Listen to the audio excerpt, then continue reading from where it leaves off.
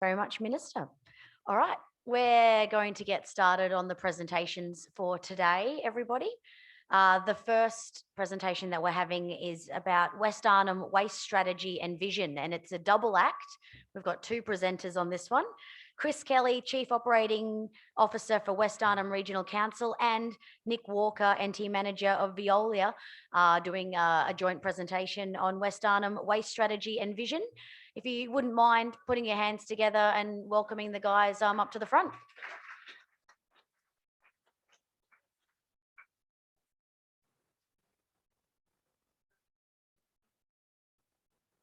Morning, ladies and gents. So I'll be as quickly and as painlessly as I possibly can. What we've heard over the last day or so, so for those that don't know, we had a waste management forum on the Wednesday, which comprised mainly of the councils getting together and talking about some of the issues that they're finding across all the councils and trying to come up with some solutions and how that looks moving forward. So for the industry and the other commercial sector that is here today, what I thought I'd start off with is, because you may not see everything that we do in council, and this is not me trying to toot our own horn, but I just need to basically put it into context and put it into some sort of perspective when we're talking waste, because what I really need and what the other council personnel in the room really need is just take that into consideration when you're liaising and negotiating with council. So these are some of the things that you'll see normally from a normal municipal services that are provided through a council such as City of Darwin. They'll have roads, customer service, parks, animal management, aquatic centres, libraries, events, etc. That's what everyone sees. What you may not see in some of the remote communities especially, and this was a really passionate and robust discussion on Wednesday, was that we do all this other stuff as well. So we do aged care, we do childcare, we do NDIS, we do youth sport and rec, we do night patrol, we do trade services, we do airports, post offices, we do everything in remote communities.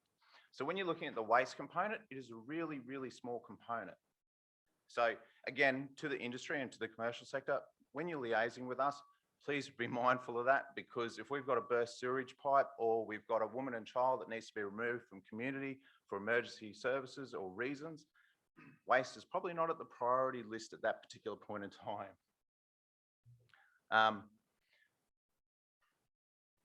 But we do know that it's important. We do know that there's legacy issues out there, and we do want to work with you. I can say that wholeheartedly from the discussion that we had on Wednesday. There are people out there that are really passionate about doing what's right in the waste space for our communities. So what's West Arnhem doing about it? So we're developing a waste strategy, and I say developing because, and I'm probably looking at Legant and EPA because they're going, haven't you already developed one? I actually say it's developing because it's in a continual developing phase. I don't think it's ever going to be developed entirely because we've got that much work to do in that space. We're focusing on the following areas, which is data collection and benchmarking in each of our sites, looking at how to design and develop appropriate infrastructure and increased resource recovery. Some of the other things that we're doing concurrently is we're looking at security, we're looking at fencing, we're looking at cameras to stop some of that illegal dumping that we've all been talking about. We're establishing sorting bays so we can segregate the waste. We're segregating it where it's currently going. Still at this particular point in time, it's going to landfill because we're not at that stage yet of trying to get to a point where we can actually recover it and use it in a circular economy. We're doing QS reports for each of our sites to look at what that will look like, moving from a landfill site to potentially a waste transfer station. And I'll get to that a little bit more in a minute. We're surveying the sites. So some of our sites, so I'll use South Goulburn and Croker Island as an example. Some of our sites, the whole island is a lot. So when we ask when EPA or NLC or Legant say, do you have a license or a lease over that lot? We go, no, because it's actually the whole island. So we're going through the process of surveying the lots and trying to get to a point where we can actually license and lease those lots. So then we can move forward from landfill to transfer station. So it's a process. We're engaging with NLC about the land tenure. We're engaging the Department of Chief Mins. So we're trying to leverage off current projects that are underway throughout our region. We're engaging Veolia. And the reason why I wanted to do this in collaboration with Nick today is, and this is a shout out to my colleagues in the local government sector, is we can't do it alone. We need everyone in this room. We need the commercial sector. We need the other industry heads and their knowledge to be able to move forward. We're engaging CDU. Thanks, Doctor. They're going to do an academic review for us. And we had a very robust discussion on Wednesday of nice shiny documents and what they potentially do for us, and moving forward, and how we can actually leverage off that information to potentially get more funding. We're engaging key stakeholders such as City of Darwin, because at the moment they're pretty much the only facility that is probably the most appropriate and properly run. C-SWIFT. Some of the things, and I'll throw it out to Legant, is next time we do this, I would suggest that we actually get some of those other key stakeholders in this room, such as C-SWIFT, such as Northline, such as Toll, because we will be talking about the reverse logistics and that reverse supply chain, but they're not here. So they're a critical part of that key stakeholdership leadership. So some of the academic review that we're looking at doing, I'm not focusing on just West Arnhem. So yes, I'm trying to identify the best practices in regional and remote settings. These are some of the terms of reference for people that are interested. I want to know some of the constraints around current legislation and statutory requirements and what we actually need to meet. But if you look at the last two dot points, I'm looking at it not just from West Arnhem Regional Council point of view, but also from a territory level, because I think that's going to help the other councils, and I'm going to share that information. Something I don't think some of the councils do that well, and you know, I challenge some of the councils to do that, is to share the information that you do have. We've got GHD reports, we've got CDU reports, we've got Eco-Oz reports, we've got all these reports that everyone is doing separately. But what we're finding in the discussions from the Waste Management Forum on Wednesday is that we're all facing the same problems. So there's probably duplication of effort there that we're undertaking that we don't need to. So what does it look like? It's not a cheap component. So if I was to move to transfer stations, these are some of the figures. We're looking at millions of dollars. This is from a quantity surveyor's report.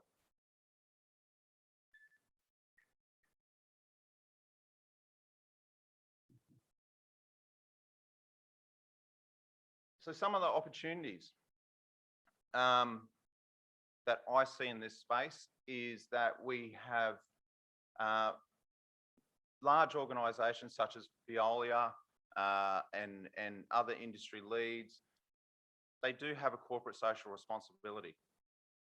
So that means that they need to be able to give something back to the communities. Don't get me wrong, they're in it for a business, and I get that from a local government perspective. Regardless of what we think, we're in the business of local government, and it is a business. Industry funded support.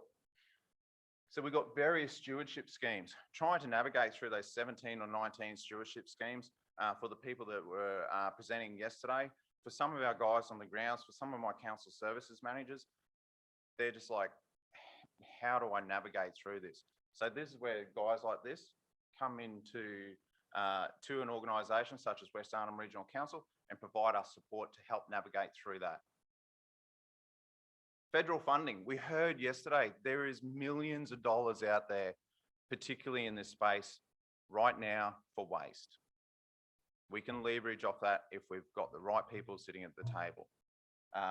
And I encourage anyone to come up and have a chat to me later, because I'm very much passionate about moving forward with West Arnhem Regional Council. NTG funding, we heard the Minister before, Building Better Regions Fund, Priority Infrastructure Fund, the Waste and Resource Management Program, which I think was the 1.6 that he was talking about. So that's all the stuff that is outside our control. What's inside our control as far as the council goes? If your council's being run correctly, you may have some ability to dip into reserve funding to co-contribute to some of the things such as waste transfer stations. Or if you've got investments, council returns on their investments could be reinvested back into infrastructure. These are the things that I'm looking at, and I'm just throwing it out there just to try and help some of the other councils in the room. Underspend in areas, and this was something that was brought up again on Wednesday, such as salary and wages. Where you've got that, put a proposal to your council, get them to vote on it. Any underspends in that area, reinvest back into infrastructure. And leveraging from senior government. We heard the Minister talk before. He was very passionate about this area. We heard Con yesterday, so the Mayor of Darwin. He wasn't just focusing on Darwin. I think the last components that he talked about was he's passionate about not just finding solutions to the issues for Darwin, but for the entire NT. Noting, like I mentioned before, that that's probably the only waste facility that's appropriately run at this particular point in time. That may be something that particularly the top end councils would consider. So feeding on to opportunities, and I just threw the map up of the local government areas because we've all talked about the tyranny of distance, the issues of the wet season being segregated for or isolated for 6 months of the year. And how does that look in reverse logistics? As we know, we've got Darwin up the top, the waste management facility. We spoke on Wednesday about a regional waste management facility in the bottom half, so Central Desert and Madonna Ranges. And to my surprise, they basically said that they didn't have one. They're just using the 13 individual sites in Madonna Ranges. Similarly, in the centre, there's been a lot of discussions that I've had with some senior management from Catherine and Vic Daly and Roper Golf. But there's industry out there. MacArthur River, Nathan River, Origin, ADF. Why isn't there a regional waste management facility in that location? Capitalising on all that industry that's in that location. Having a couple of different regional waste management facilities provides us with options. We're talking about where we need to take the waste to, how do we capitalise on that? We've got opportunities. We, as an industry, local government, need to capitalise on that. But we can't do it alone.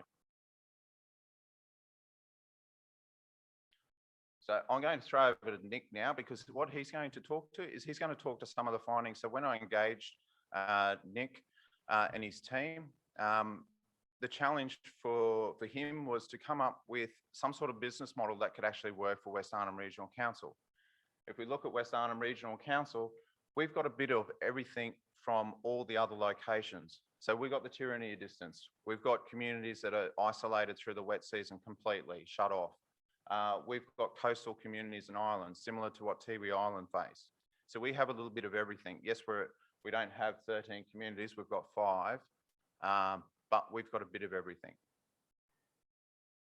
So the findings that Nick has can potentially be applied to any council. So I'm going to hand it over to Nick now, and we'll ask questions at the end. Yeah. Press over. Yeah. Okay, thanks, Chris. I think if I'll just kick off with a NT tourism plug. If you ever get the chance to get in an aeroplane and fly over Arnhem Land, do it. It was the absolute trip of a lifetime. Very long-lasting memories. Beautiful country. just going back to what Chris said, Veolia was invited by West Arnhem to visit all of its sites across the West Arnhem region. And the visit aligned with their waste strategy, which was to engage, or part of their waste strategy, which was to engage with industry. I guess similar to the trip that Veolia did to the Gulf region a few years back, the theme repeated again in West Arnhem. So I looked at the presentation that the guys who went on the Roper Golf trip did, and then I looked at where we came back from with West Arnhem, and we were pulling pretty much similar results. But again, I guess from our point of view, we are seeing that there are solutions available. Those solutions don't necessarily need to be, ginormous landfills, but, we need to start having a discussion at least about what they may be.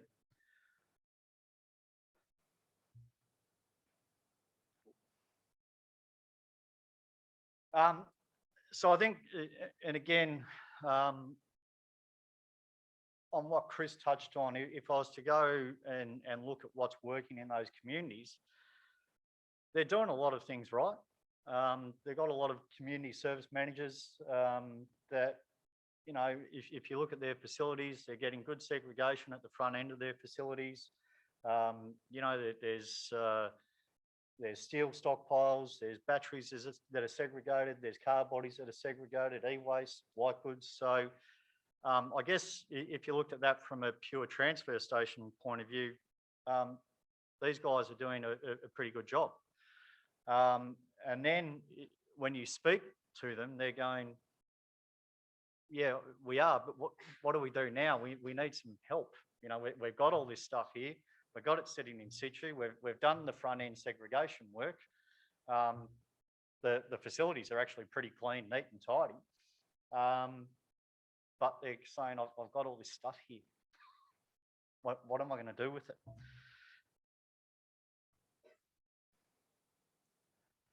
So again, this was just a couple of photos that illustrated that. So you can see, well, it's not what you would call a traditional tortu setup on the left there. You can see that there is a good attempt at making that waste segregation process happen.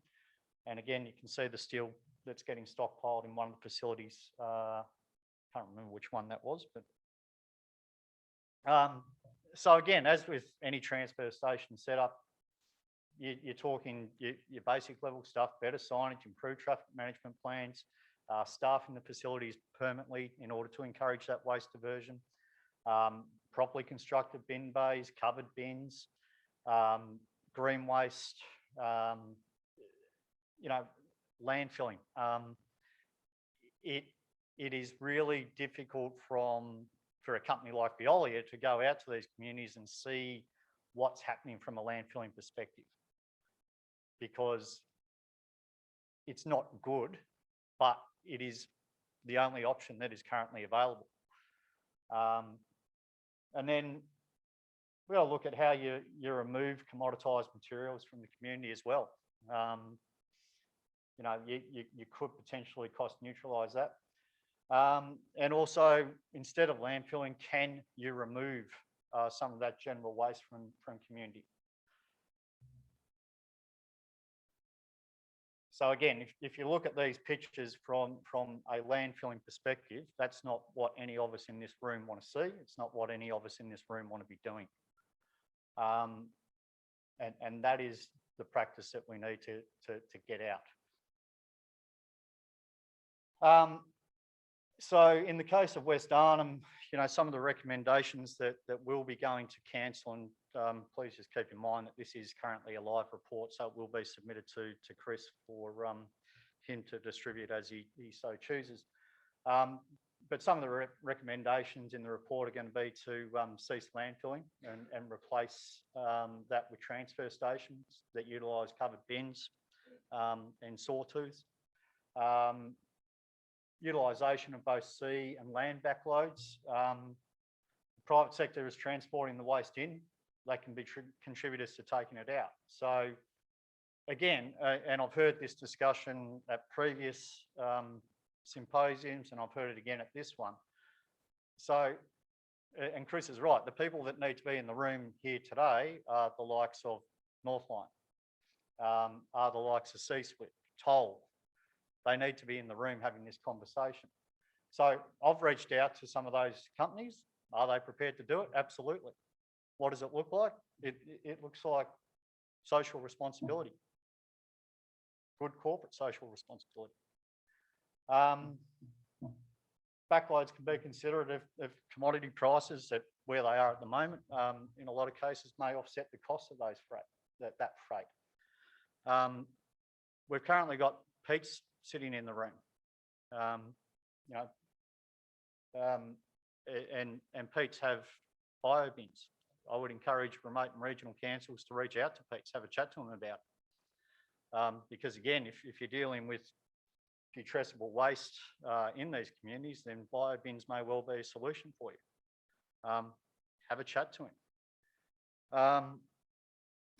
And again, and if I could, it's probably fortunate that that Peter was in the room yesterday as well, because and full disclosure, you know, some of the packaging industry that he represents, you know, Veolia is also working with some of those organisations as well. So, and to reinforce what he said, they're not necessarily happy seeing what's going to landfill or what's going into these communities, and to some degree they would be,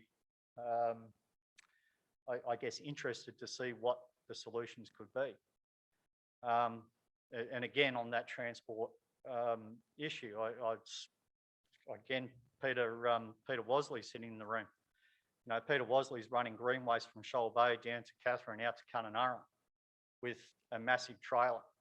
Now, I know it's a massive trailer because he's the only one who complains about the overhanging trees on the Shoal Bay access road. But the point is, that trailer is coming up empty, going down full. You know, so again, reach out to Peter, have a chat to him. There may be options there for you. As I showed you in the presentation last year, that walking floor solution, particularly in the waste area, is a good solution. And I'm sure, Pete, I hope I don't, you know, speak out of turn here, mate, but I'm sure he'd be happy to have the conversation. Yeah, so, and again, just looking at permanently staffed facilities. So just the active diversion of waste, and that's the same no matter where you are in the country, just actively engaging with your ratepayers and your members of the community to make sure that you're getting those diversion rates up where they need to be. And again, I guess from a Veolia point of view and some of the preliminary financial modelling that we've done, the centralised waste processing facility for all remote and regional councils is still something that, you know, while it requires a lot of work and it's very early days, preliminary financial modelling indicates that that is certainly a possibility. Now, again, it is how you attract that private sector investment.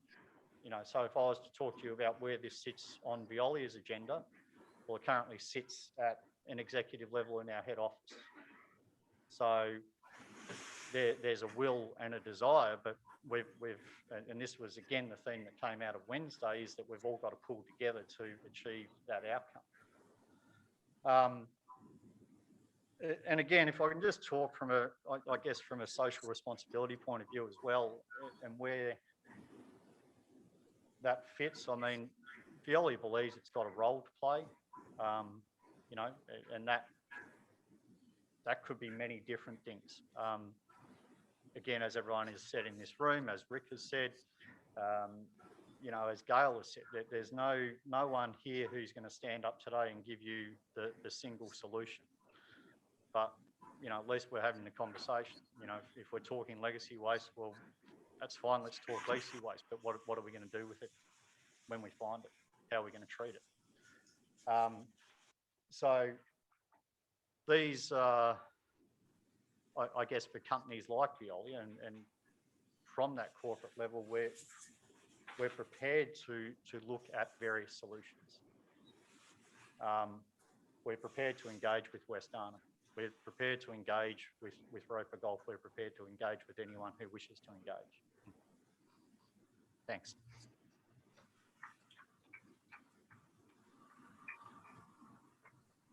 Thanks, Nick.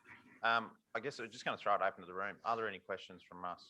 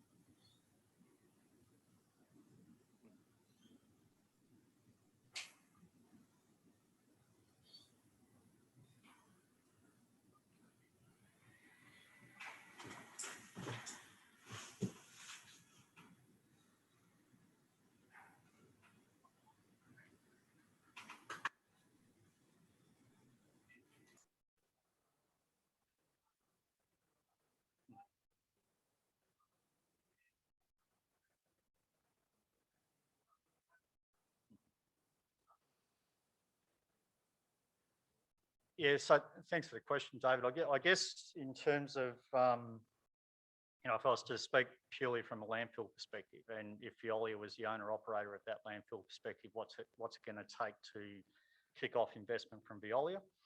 It would probably take 4 or 5 regional councils making a 15 to 20-year commitment to take their waste to that facility. That's when those economics start to stack up. Again, in terms of, and sorry, I should just point out that that also looks at the full life cycle of the landfill facility as well. So we're talking post-closure and managing that facility post-closure as well. So that's full life cycle.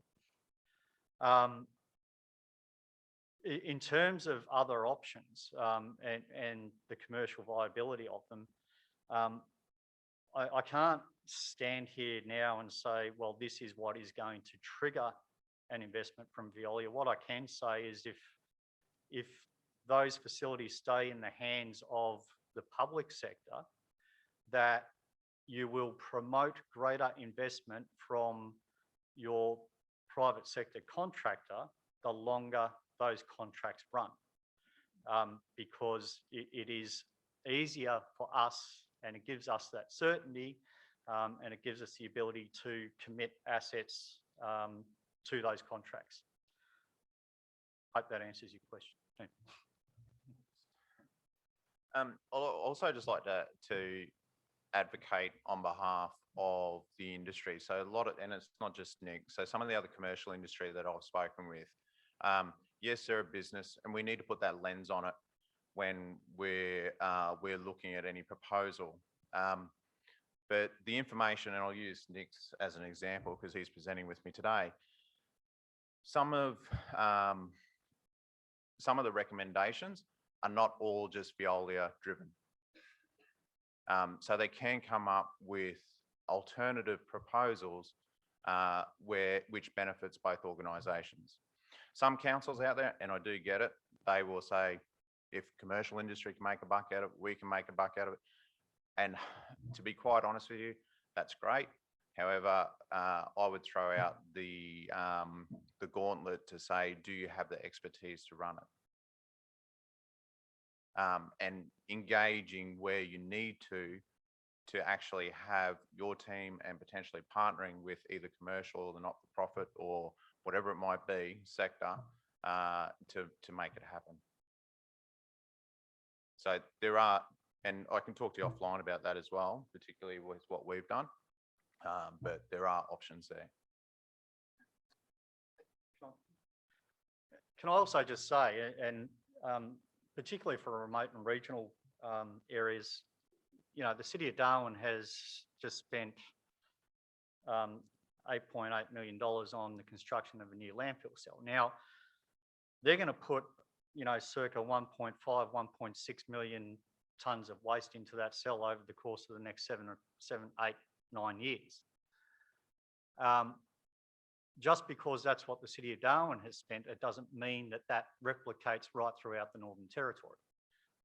And you need to keep that in mind. The City of Darwin's investment is pertaining to the waste that the City of Darwin is dealing with. But your scenarios in remote and regional NT could be completely different, and the economics could be completely different. So it's worth, you know, when you hear those numbers, yes, they are the actual numbers, but look at the scale of what you're dealing with as well.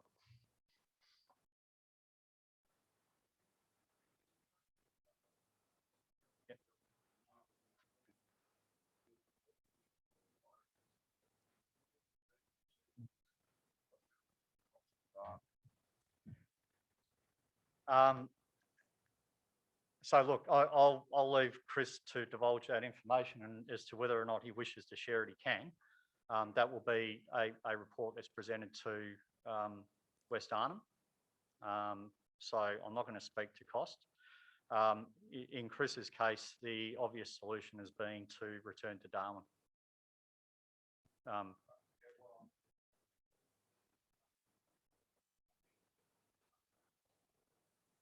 Yeah, correct.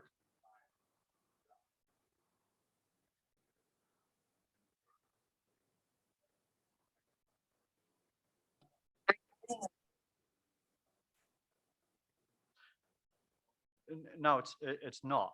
But again, what you're looking at is that waste, for now, is going to a compliant landfill facility in the Northern Territory that is acting under an EPL license. Yeah. So I'll just put a thought process, my thought process on that comment. City of Darwin population estimate 150,000. NT population, I think it's around 250,000. Add in Palmerston and Litchfield, you're looking at about 200,000, but they've got their own waste transfer stations. They're already transferring to Darwin. So the majority or the high percentage of the population are already transferring to Darwin. And if we look at the population from, is it Kamali? Yeah, from Kamali, this much. If we look at the population of West Arnhem, this much. So increasing or decreasing a decreasing in lifespan of that waste facility is highly unlikely. What I think we need, and that's what I mentioned with that map, is we potentially need some other options available to the local councils. So we can have, so all waste doesn't just divert straight back to Darwin. So we have a couple of other options. Realistically, I think we need that anyway for emergency management processes, but that's a whole different discussion. And just quickly, I mean, again, this was the general conversation from Wednesday, was that all those councils, including Darwin, need to be working together as considering themselves as being part of the solution.